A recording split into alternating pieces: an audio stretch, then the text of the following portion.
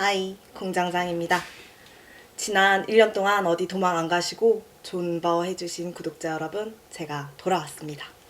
와, 이 감사한 마음이 머리 끝까지 차올라서 제가 맘먹고 준비했어요. 작년에 완독 기준으로 101권을 책을 읽었더라고요. 다 속세와 연을 끊었기 때문에 가능했던 결과인데 한 달에 한 권씩 추천을 하려고 해요. 그럼 총 12권이 되겠죠? 사실 제가 구독자님들이 생각하는 것보다 좀 더 심각한 인문사회과학 독서인일 수도 있어요. 어쨌든 이런 제가 진짜 찐 양서, 초양서로만 추천 목록을 준비했으니 그동안 제 구독을 끊지 않으신 거를 절대 후회하지 않으실 겁니다. 지금 바로 시작합니다. 제 1월의 베스트 책은요, 바로 이 책입니다. 성스러운 동물 성애자. 1월부터 좀 너무 셌나? 어쨌든 여러분이 생각하는 그런 거 아니지 않습니다. 맞아요. 그 동물 주로 개랑 말인데 주파일이라는 사람들이 있고요. 특이하게 뭐 쥐도 나오는 돌아오자마자 19금 달아야 되네. 여러분, 제가 읽기 전에 이 책이 왜 읽기 싫은지에 대해서 한 1000자쯤 쓰고 읽기 시작했거든요. 그리고 난 뒤에 왜 읽어야 하는지를 한 3000자쯤 쓴 것 같아요. 저의 경우, 공장장의 경우에는 소통이란 무엇인가에 대한 생각을 좀 했어요. 좀 더 정확하게는 말과 글 혹은 언어라는 것이 가지는 소통 불가능에 대해서 많이 생각을 했습니다. 특히 또 사랑에 있어서 언어가 사랑을 방해하는구나 하는 생각을 좀 했는데, 저도 집사잖아요. 동물은 말을 하지 않아요. 언어로 소통을 하지 않고요. 어쨌든 저의 흡수도 말을 할 줄 모르니까, 근데 말을 하지 않지만 자기가 원하는 걸 정확히 표현을 하거든요. 좀 놀랍긴 하지만 저도 많이 알아듣는 편이고요. 그런 저의 고양이랑 견주어서 생각을 하고 나니까 저는 오히려 이 친구보다 저 자신을 더 잘 모르는 것 같다는 생각이 들더라고요. 내가 원하는 것, 내 몸이 원하는 것에 대해서 인간은 생각 자체를 머리에서 언어로 하니까 어딘가가 구체적으로 아프다, 통증의 신호를 보내지 않고서는 어쩌면 내 상태를 정말로는 잘 모르는 거죠. 가끔은 아픈 것도 아프지 않다고 할 때가 있고요. 어쨌든 새해 초부터 친구가 선물을 해줘가지고 반 강제로 읽게 됐는데, 이 책을 어떻게 읽는지는 사람마다 다를 것 같습니다. 내가 가지고 있는 생각을 좀 와장창 깨주는 그런 독서 경험이 저는 중요하다고 생각하거든요. 그런 의미에서 이 종도 평균도 넘어선 사랑과 우정에 대해서 한번 알아보시기 바랍니다. 우리에게는 우정과 사랑이 필요하고요. 인간과 인간 사이뿐만 아니라 반려동물, 반려식물과도 필요한 것 같습니다. 2월의 책을 이어서 바로 고를게요. All About Love. 우리 베룩스 선생님이 지으신 불멸의 고전인데요. 이어지는 문제의식으로 사랑을 연구해 봤는데요. 제가 이런 말을 하면 친구들이 꼭 사랑을 글로 배우지 말라고 사랑을 해라 이렇게 이야기를 하시는데, 제가 사랑을 안 해봤겠습니까? 그리고 확실해요. 글로 배우면 좀 더 잘할 수 있어요. 열심히 읽은 티가 막 나죠?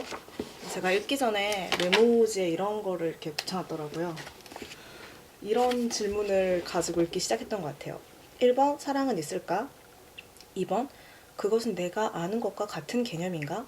3번, 나는 사랑을 원하는가? 결론부터 말씀드리면 3번, 나는 사랑을 원하고, 2번, 지금까지 내가 알던 사랑의 개념을 이 책을 읽고 조금 수정했으며, 1번, 사랑은 있다 혹은 있어야 한다. 왜냐면 나는 그것을 추구하고 싶기 때문이다. 이런 구절이 나와요. 어떤 개념을 분명하게 정의하는 것은 상상력을 발휘하기 위한 출발점이다. 우리가 상상할 수 없는 것은 결코 현실에 존재할 수 없다. 여행을 할 때 원하는 목적지로 가기 위해서는 스케줄을 짜고 지나칠 곳을 지도에 표시해야 하듯 사랑을 향해 떠나는 여행에서도 우리를 안내해줄 지도가 필요하다. 그리고 그 출발점은 우리가 사랑을 이야기할 때 그것이 의미하는 바를 정확히 아는 것이다. 중요한 건 상상력과 그 의미를 아는 거라고 저는 생각해요. 이 책 뒷면에 이런 문장이 나와요. 사랑을 한다는 것은 타자 속에서 자신을 발견하려는 의지, 삶 전체를 변모시키는 혁명과도 같은 것. 저는 이 사랑이 되게 독서와도 닮았다라고 생각을 하게 됐는데, 여튼 돌이켜보면은, 저는 사랑했기 때문에 계속해서 성장해 왔던 것 같아요. 이 책을 읽으면서는 조금 더 잘 사랑하고 싶어졌습니다. 물론 사랑할 때는 책이 그닥 필요가 없습니다. 3월의 책은 마리 루티의 가치 있는 삶입니다. 뜨든. 나는 이러한 태도를 마음 깊이 존경한다. 하지만 수사적으로 대단히 난해한 텍스트가 말하고자 하는 개념이 실제로는 전혀 어려운 개념이 아니라는 사실을 난해함으로 가린다는 점에서 나는 점점 짜증이 난다.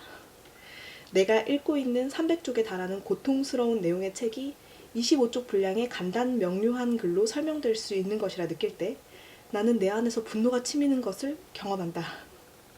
내가 이 책을 쓰기로 결심한 여러 동기 중 하나가 바로 이 분노다.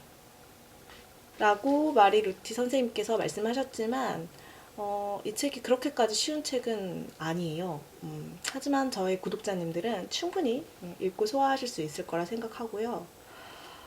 여러분, 우리가 아무리 인문학이 다 죽었다고 하더라도 인문학 책을 읽어야 하는 까닭이 분명히 있다고 저는 생각하거든요. 살다가 어떤 고통의 순간에 맞닥뜨렸을 때 그럴 때 쇼츠 말고 넷플릭스 말고 나는 어떤 사람이 되어야 하는지 어떤 사람이고 싶은지 가만히 앉아서 이런 책을 읽으면서 한 줄 한 줄 곰곰이 생각해 보는데 저는 그런 걸 좋아하고 그런 독서를 하기에 이 책만큼 최적의 책은 없다라고 생각합니다. 나는 그럴듯하게 꾸며진 웰빙 개념과 삶의 진정성을 같은 선상에 두고 싶지 않다. 고통을 느끼는 것이 우리가 내면의 진정한 자아에 닿을 수 있는 방법이기 때문이다. 이런 식으로 생각해 본다면 진정성이란 실존적인 마음의 평화가 아니라 몹시 불안한 마음을 포함한 다양한 감정의 상충을 수용할 수 있는 일종의 내적 포용력을 의미한다. 내 생각의 출발점은 바로 여기였다. 인생이란 게 원래 생로병사이며 희노애락이잖아요. 그러니까 고통, 불안, 분노, 수치감 이런 감정들을 폐기처분할 수가 없다고 생각해요. 나의 이런 감정을 통해서 배워야 하는, 배우게 되는 부분들이 분명히 있다고 생각하고 그런 의미에서 가장 성공적인 삶은 고통의 의미를 잘 아는 삶이라고 마리 루티가 이야기하고 있습니다. 저는 다 읽고 나서 숨통이 다 트인다 라고 썼는데 정말 추천하는 책이에요. 한나 아렌트, 자크 라칸, 프로이트, 니체, 주디스 버틀러, 푸코 다 나와요. 최신의 현대 사상가들까지 다 망라해서 마리 루티가 도움을 줄 수 있게끔 대중들을 위해서 쓴 책이기 때문에 한번 꼭 읽어보시길 바랍니다. 4월의 책은 빌려서 읽었기 때문에 이미지로 준비했습니다. 슈테판 츠바이크의 초조한 마음입니다. 안 보이네요. 망했네. 네, 이 소설은 초조합니다. 제가 독서 많이 한 사람 치고는 문학을 그렇게까지 많이 읽는 편이 아닌데요. 특히 세계문학 전집 이런 거 있잖아요. 좀 솔직히 지루하지 않나요? 그런데 그런 종류의 책들 중에서는 젤로 페이지 터너였던 것 같아요.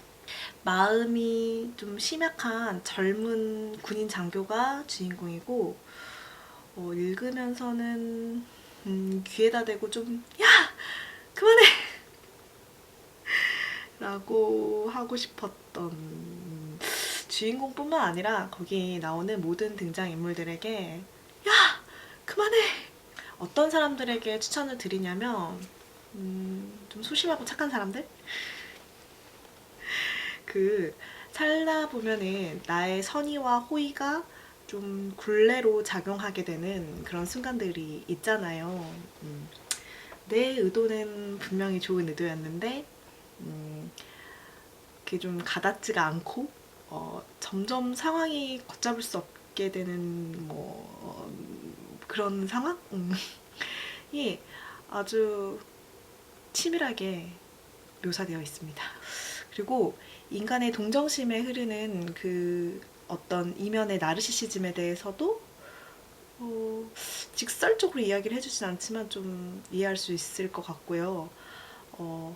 약간 저처럼 거절 공포, 거절 당하는 공포도 있지만 거절하는 거 잘 못하시는 분들 있잖아요. 그런 사람들이 읽으면 밤을 새면서 읽으실 수 있는 그런 재밌는 소설입니다. 그리고 5월의 책은요, 이 책 아는 분들 많으실 것 같아요. 도둑 맞은 집중력. 사실은 이 책이랑 노동에 대하여 말하지 않는 것들이라는 전혜원 기자의 책 사이에서 둘 중 뭘 5월의 책으로 할까 진짜 고민을 많이 했는데 둘 다 현실에 저의 생활이 가지고 있는 문제랑 무관하지 않은 사회 문제를 탐사하는 르포들이었기 때문에 최종적으로 도둑맞은 집중력으로 선택한 이유는 재밌기 때문입니다. 하나마나한 소리도 그 재밌게 썰을 풀면 정말 내가 알고 있다고 생각한 내용도 다르게 다시 알 수가 있거든요. 이 책은 생각하시는 것처럼 도파민 디톡스 이런 차원이 아닙니다. 정말 간절하게 집중력을 되찾고 싶은 그런 마음 하나로 주 4일제를 주장하는 온 사회에 이런 처방을 주장하는 그런 책이고요. 개인적으로는 제가 책에서 원하는 것이 다 들어있는 책이에요. 정말 잘 쓴 책. 제가 이렇게 적었는데요. 자기 문제에서 시작되어 사회 문제를 검토하며 방어 기제를 내려놓고 가능한 한 주장들을 다 검토해서 낼 수 있는 가장 합리적인 대안까지 용감하고 선명하게 제시한다. 읽고 나면 나의 편견까지 종합적으로 검토할 수 있는 책이다. 예. 물론 도둑맞은 집중력만큼이나 노동에 대하여 말하지 않는 것들이라는 책도 이런 책이에요. 그래서 저는 둘 다 기자 출신이기 때문에 좀 이런 현장의 고민과 그리고 실제로 가능한 대안까지 내놓을 수 있지 않았을까 이런 생각을 좀 하게 됐는데 여튼 중요한 건 집중력. 여러분 제가 잠깐 이걸 가지러 간 사이에 봉두 남발을 하고 영상을 찍은 걸 발견해서 지금 좀 창피합니다. 머리를 묶고 왔는데 여튼 다시 돌아가서 책을 읽고 난 뒤부터 제가 집중력, 주의력 이런 것에 대해서 되게 많이 생각을 하게 됐어요. 그래서 요즘에도 비슷한 책을 읽고 있는데 이 책은 주의력과 관련해서 소셜미디어, 디지털 미디어의 영향력을 문제 삼고 있는 책이고요. 저 같은 경우에는 탈스마트폰을 했습니다. 개인적인 생업이 있어가지고 스마트폰을 완전히 다 끄고 살진 못하고요. 그래도 연락은 되는 선에서 일주일에 3일 정도는 아이폰 없이 지내보려고 하고 있는데 쉽지는 않더라고요. 좋은 점은 이상하게 마음이 편해요. 사실은 주의력이나 집중력이라는 걸 생산성이나 중독 이런 부분으로만 엮어서 생각하면 이제 안 될 것 같고 절대 개인적 처방으로 끝내서도 안 됩니다. 애석하게도 여러분 우리는 이 기술과 기계에서 개인적으로 벗어날 수는 없어요. 좀 모순이긴 하지만 유튜브에서 이런 이야기를 하는 게 어쨌든 사회적인 방법을 찾아야 된다고 저는 생각을 하고 소셜 딜레마라는 넷플릭스 다큐도 한번 보시면 좋을 것 같아요. 장강명 작가가 에세이에서 이런 말을 한 적이 있습니다. 매우 공감해서 제가 가져왔는데요. 어떤 측면에서는 소셜미디어가 고맙기까지 했다. 젊은 시절 투쟁해야 할 뚜렷한 대상이 없다는 막막함에 내내 시달렸는데 40대 후반에 이르러 그런 적수를 발견한 기분이 들었다. 현재의 모습의 소셜미디어가 민주주의 아니 우리 문명의 심각한 위협이라고까지 믿는다. 그런 위협에 대해 내가 할 수 있는 일은 책을 쓰는 것이다. 네, 저도 방법은 폰을 끄고 책을 읽는 것이라고 생각합니다. 물론 그게 쉽지는 않습니다. 6월의 베스트는 바로 이 책입니다. 짜잔. 너무 예쁘죠? 제가 지바마사야에게 빠진 한 달이었어요. 솔직히 말하면 지바마사야의 공부의 철학이 개인적으로는 더 좋았는데 추천은 최신간인 현대사상 입문으로 하겠습니다. 자, 이 책에서 다루는 사람들을 제가 불러드릴게요. 자크 데리다, 질 들레즈, 미셸 푸코, 미첼, 프로이드, 막스, 라칸, 르장드르, 레비나스, 말라부, 메이아스, 하먼, 라리엘 최신 사단적 실제론까지도 이렇게 통괄해가지고 설명하고 있는 책인데 특히 우리를 주눅들게 하는 철학자 대표 3인방 데들프, 데리다, 들레즈, 푸코 이렇게 네, 이분들을 지바마사야의 입장에서 되게 쉽게 풀어서 알려주고 있는 책이에요. 데리다라는 사람이 이야기한 탈구축, 옛날에는 해체라고 불렀다고 하죠. 어쨌든 이 탈구축이라는 개념을 재밌는 예시를 들어서 설명을 한 후에 그거를 이 들레즈와 푸코라는 또래 친구들 사상가에게 적용을 해서 해설을 쭉 해줘요. 물론 깊게 들어가지는 않고 되게 스케치하듯 이야기를 해주는데 일단은 이 세 사람에 대해서 흥미를 갖게 해준다는 것 자체가 정말 중요합니다. 왜 이들이 이런 철학을 했는가? 그리고 이들의 철학이 지금을 사는 우리에게 왜 필요한가? 정말 길을 쓰고 쉽게 알려주려고 노력을 하고요. 브로그로 셀프로 현대 사상을 만드는 방법도 알려줍니다. 맞짱이 원하는 게 이 철학책을 자기계발서처럼 쓰고 싶어라 하는 거여서 저는 좀 읽으면서 감동할 정도였어요. 문제는 이 책을 읽고 난 뒤에 그 프랑스 포스트 구조주의를 제가 본격적으로 읽기로 마음을 먹었다는 건데 확실히 만만하진 않습니다. 근데 어쨌든 흥미가 생겼다는 거 제가 영업하고 싶은 부분 읽어드릴게요. 이 책에서 말하는 현대사상이란 1960년대부터 1990년대를 중심으로 주로 프랑스에서 전개된 포스트 구조주의 철학을 말하고 있고요. 현대사상의 이미지를 파악할 수 있다. 그렇다면 지금 왜 현대사상을 배울까요? 어떤 장점이 있을까요?